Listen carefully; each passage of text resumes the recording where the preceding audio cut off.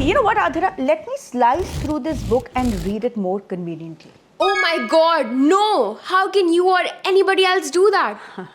I vividly remember, not very long ago, maybe 10-15 years back when we traveled for our vacations, that the most common sight at the airport would be people with their heads and minds deep into the books they were engrossed in reading.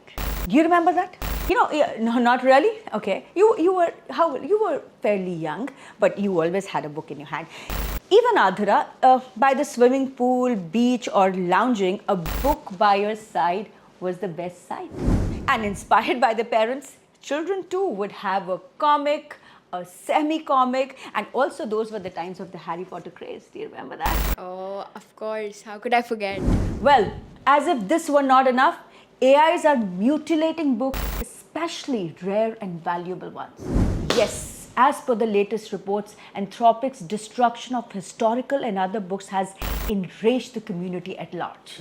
How do you feel about it, Adhira? Adhira, were you aware of this? Not at all. That seems like torture as a person who loves books. Yes. So don't you think so? It must be considered as one of the most despicable acts or crimes committed by AI. Killing books. So what is ProjectPanama? It is Anthropic's internal code name, as per the reports. People like us who love books and in general would be astonished to hear this piece of news that AI companies are bulk buying rare books, around 2 million, like I told you, scanning them with high-speed machines that cut the spine. You know why? For easier scanning. Because if you cut the spine, you can scan the book easily. And not just this, they're shredding the originals. Why? So that the masterpiece remains with them and not in physical form. Yes, every book that gets scanned is shredded and disappears in physical form forever. As if the free PDFs, plagiarism of both the content and hard copy, and on top of that, phone addiction were not creating the imbalance alongside the advent of AI tools targeting the jobs of creative writers, editors, and graphic designers. We had to see this genocide.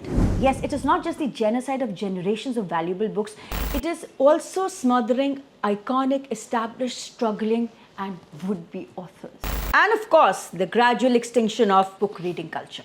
This must stop. Yes, that's the reason of this video, to create awareness. This should and must